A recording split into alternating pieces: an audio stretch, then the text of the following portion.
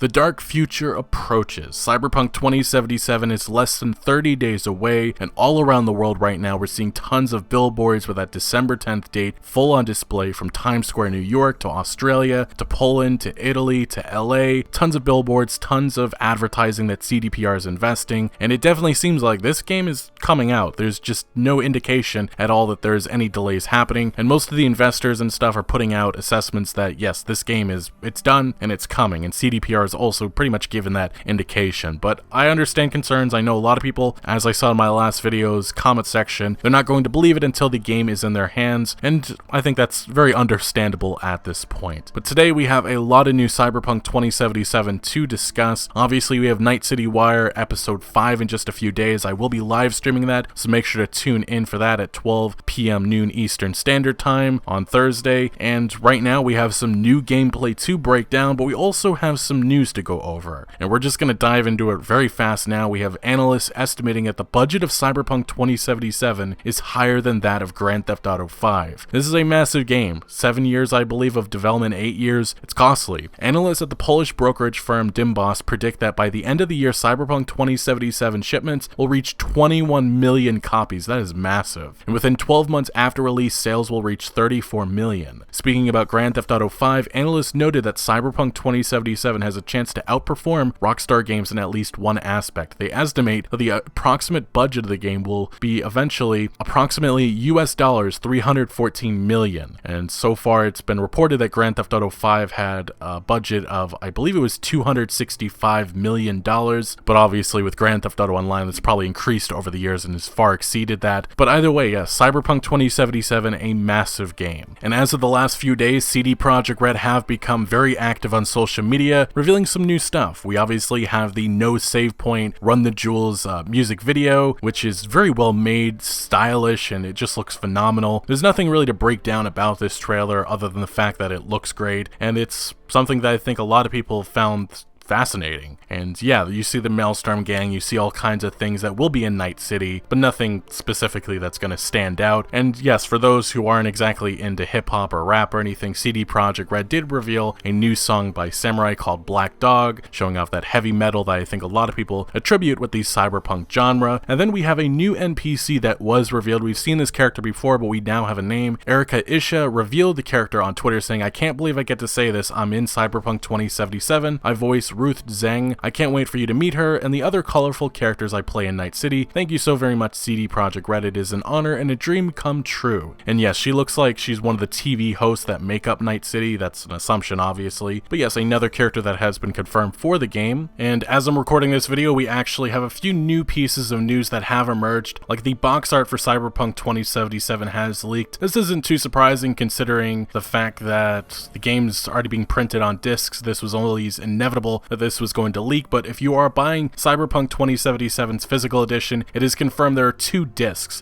We also get a look at the back of the box art. It looks great. And then we also have a new Italian spot with a few new pieces of gameplay. We have a lot more to discuss in terms of gameplay later in this video, but here first we see, again, the roller coaster minigame. I'm sure much of this gameplay that's being shown right now, in terms of everything that we're about to discuss, is probably going to be shown during Night City Wire episode 5. We do see some vehicle gameplay, V roaming through the nighttime streets of Night City. Then we do see Johnny Silverhand in the Badlands. Very interesting. Then we also see some gameplay, some scenes that we've seen before, like Jackie in Lizzie's bar having a toast with us, and then us getting beat up. Stuff that we've seen before. But the big finale of this little TV spot is V overlooking Night City. Just phenomenal. You see him holding the shotgun in his hand. He has the Yaiba Kusanagi motorbike to his side. Just a great little advertisement and new look at Cyberpunk 2077. But now we move to the main subject and what's going to make up most of this video, and that is some new Cyberpunk 2077 gameplay, which was revealed in a sort of documentary that was done by a German TV station, but I will say that quite a bit was teased and revealed here. So starting from the top, we have this first scene, which is a nighttime view of one of the districts of Night City. Of course, one of the most important things to note is that with the fact that there is a day-night cycle, NPCs and the activity that goes on within this city will be different. We kind of see that a little bit here with less NPCs roaming around and less cars. Also, it does look like we have RTX enabled, as you can see the beautiful reflections on the street. Now to the next shot, we have what appears to be Valentino territory. We have some shops that are still open at night, but not much else to say about this scene other than the fact that, yeah, this is Valentino territory. Maybe some shops that we can go into in our travels through Night City. Next, we get an overview of the entirety of this open world, in which we can see the massive billboards and corporation logos that light up this city. In the lower left-hand corner, you'll actually see a fast travel point. All of those are throughout the world of Night City and to the Badlands. We also see some shops, Kendachi, 24/7 store, hopefully places that we can actually go inside and buy some stuff. Now we move to Kerry Eurodyne, the former samurai bandmate of Johnny Silverhand, and he's having a discussion with V, or maybe Johnny through V, but either way, Kerry Eurodyne apparently says in German, "The city doesn't leave you a choice, either you burn alive or you never existed." Very interesting, but Kerry Eurodyne's design looks phenomenal, if I had to say so myself. And here in this next scene, we have some gameplay that we have seen before from the German website GameStar, in which it looks like we just finished up a gig for the unknown fixer named Regina Jones. And then this is probably one of the more interesting parts of the new footage, and this is something that's very different so far from the marketing that we've seen with Cyberpunk 2077. It's the very adult stuff. As we can see this adult shop in which there looks like there's toys and all kinds of stuff in there. Really don't know how far that's actually going to go. There also appears to be a highlighted female character to the side, so I don't know if that's supposed to be like a working girl or something.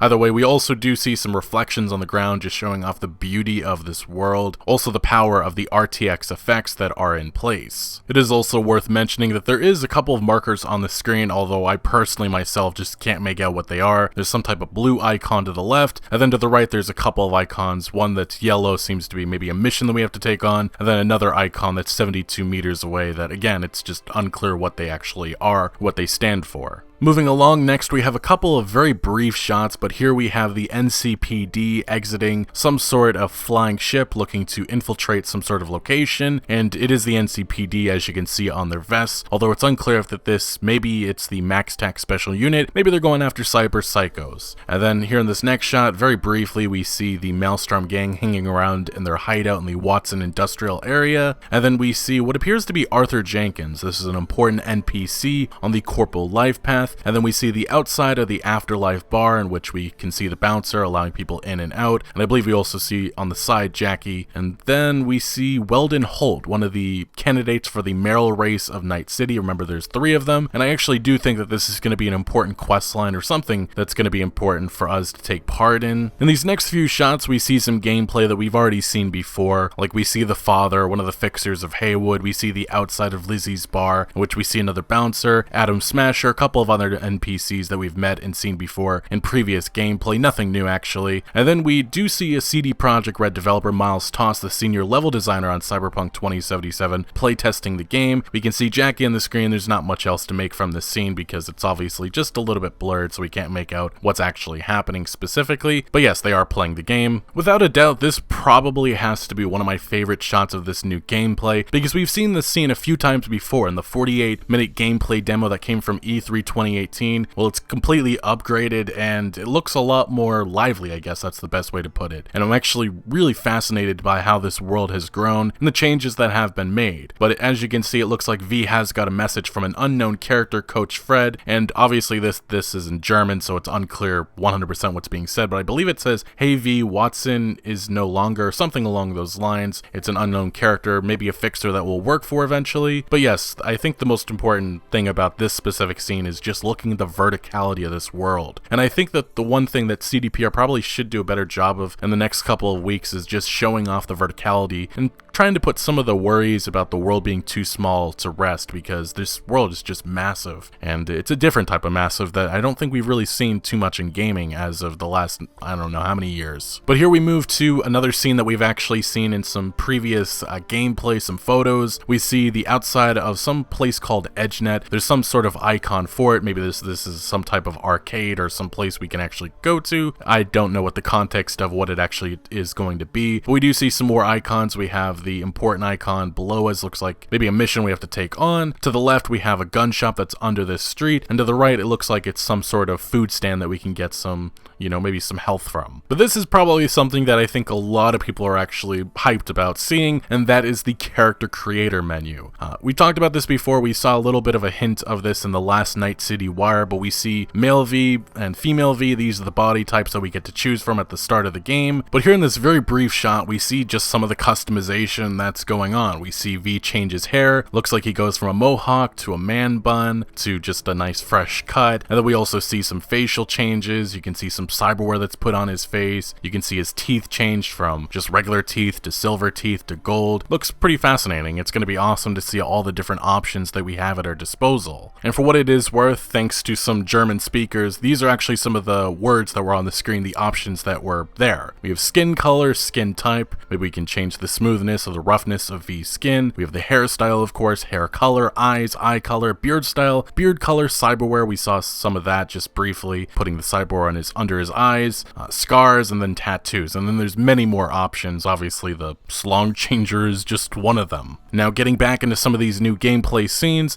we have V walking within Lizzie's bar. It looks like we're heading to meet Judy Alvarez for the first time, maybe doing our brain dance for the first time. And then we get another great look at Japantown, seeing the culture that has infected this district. And then we also do see, it looks like some sort of NPC using a phone device, doing some sort of activity. And then this is probably one of my favorite shots of this new gameplay, but it's just very brief, but you can see the liveliness and just how active this world actually is. And this is something that's made people nervous in the past, but I think that this shot really should maybe rest some of those concerns. But yeah, you can see NPCs walking about, all kinds of cars driving around, and it looks impressive. And there's also some sort of NPC that looks familiar. I think we may have seen her in past gameplay trailers. I think the question right now is she important, and is she maybe a romance option? Because CDPR has said that all of the romance options have been revealed in past gameplay, and we've only seen her very briefly, and I'm not sure if this is the same character, but it does look like there's a resemblance there. Finally, we see the famous rocker boy himself, Johnny Silverhand, hanging around with V. And remember, he is a digital ghost, so he's not actually there. He's just kind of in V's head, and it's probably going to be pretty funny, all these people looking at us like we look crazy, but we're actually talking to somebody. But yeah, I think one of the most interesting things about Johnny and V's relationship is that it looks like it's going to start off strained. And as you can see in some of these dialogue options here, it looks like V's not very impressed by Johnny. I think it says, "You help me,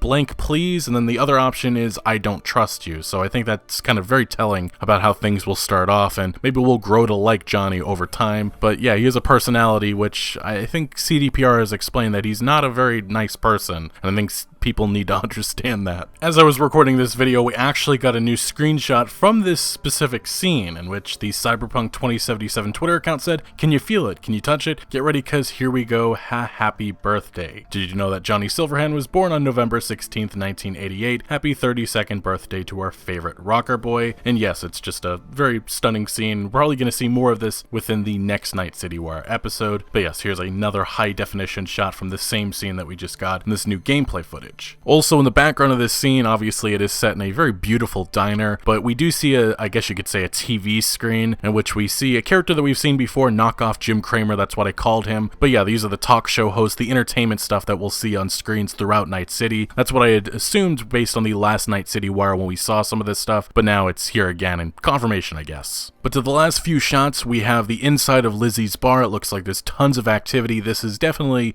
developed over time as CDPR has increased the amount of NPCs populated, at least in this certain location. And then here in this final shot, we have the Maelstrom Gang. This is one of the most important dialogue options that we'll have, probably towards the beginning of the game. I think this is right around the prologue or right after, but yeah, we are here having our little moment with Royce, and we have a couple of different decisions at our disposal. We can obviously just hand him the Militech chip and hopefully move along. We can obviously shoot Royce, and then if we have 10,000 eddies, we can just settle it that way. And again, there's just multiple ways to go about these missions. These are just some of the choices that are going to be available for us, and we see one of them played out. V shoots Royce, and then we see a different choice that we could have taken, which is handing the Militech chip to Royce. Maybe that this doesn't lead to a confrontation rotation, or maybe it still does, but yes, there's just many ways to go about these missions, which is going to be a lot of fun, especially with people who want to have multiple playthroughs through this game. And to the last new gameplay here, we have Evelyn Parker again in Lizzie's bar, scooting over to meet V for the first time, providing us with some very interesting, very important intel on Yorinobu Arasaka, and the very important chip that he has, and this will be what starts off the game. Anyway, this was some new Cyberpunk 2077 gameplay. My overall opinion of it is that I hope we see more of this. Obviously, we have Night City Wire Episode 5 in just a few days. We'll hopefully get some more insight into things like mini-games and the music of Cyberpunk 2077, but hopefully in the coming days and weeks we see more snippets of gameplay, because I think that that's probably going to be what gets hype back up, because yes, it's full steam ahead with Cyberpunk 2077's release coming December 10th. Anyway, let me know your thoughts on everything that we did discuss down in the comment section below, but thank you for watching. Make sure to leave a like if you did enjoy this video or if you found any informative value, and make sure to follow my other social media accounts for updates on new videos. Links are always down in the description below. I'm most active on Twitter, giving opinions on news that I do not always get into video form, so do make sure to follow me over there. Also check out my Discord for all sorts of discussion on games. And again, thank you for joining. Consider subscribing for more videos like this, and I'll see you later.